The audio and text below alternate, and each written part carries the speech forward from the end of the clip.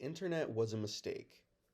I'm sure you've heard that line before, and usually for good reason. But is there truth to it?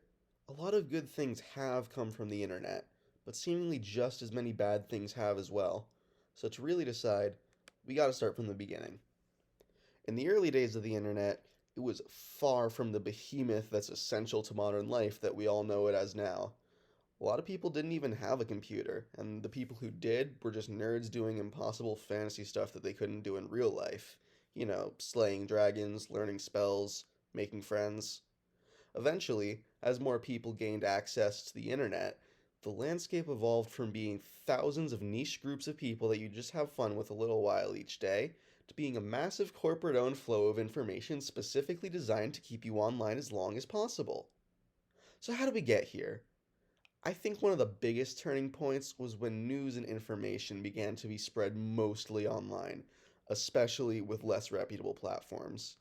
When your dad picked up the newspaper and saw a headline that made him angry, he'd just make that everyone else's problem at dinner until Grandma invited everyone except for him over to her house for cookies.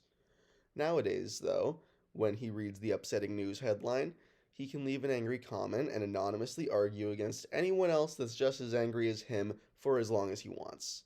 The biggest difference here is that in the comments, there's no grandma to be the mediator and invite everyone else for dinner and then leave him alone to think about what he did.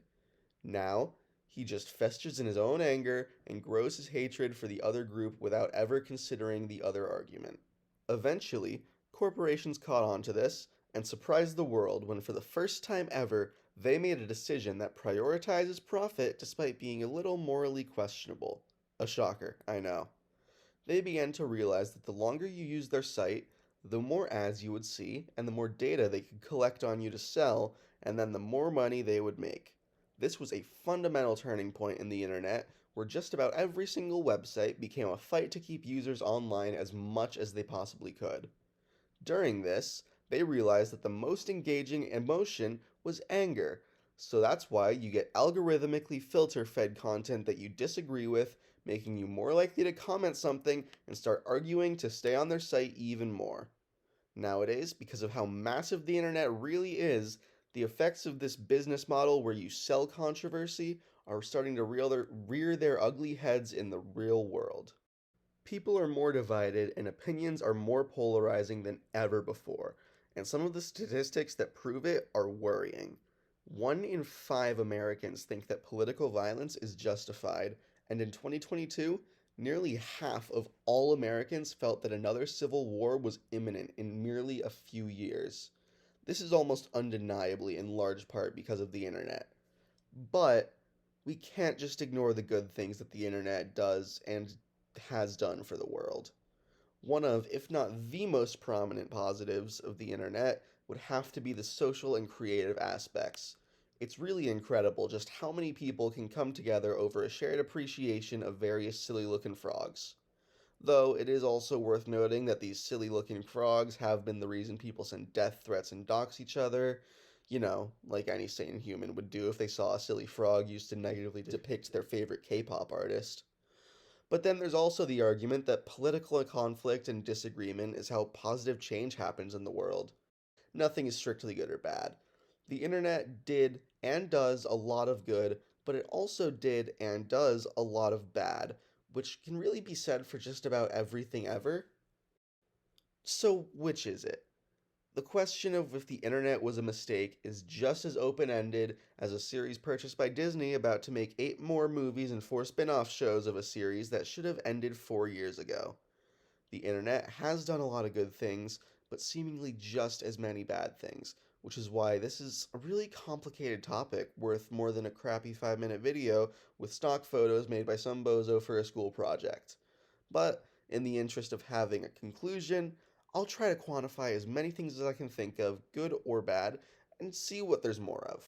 So, for some good things, we have unlimited access to all of humanity's collective knowledge, instant global communication, ease of access of learning to allow pursuit of any activity, Fortnite, and a massive boom in entertainment and culture.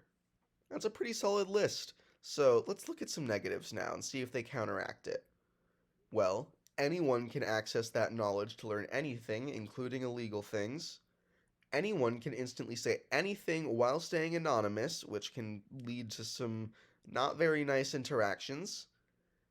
It is very easy to spread misinformation, even though it's hard to imagine anyone doing that on the internet.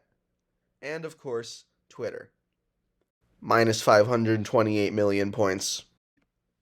Well, there you have it.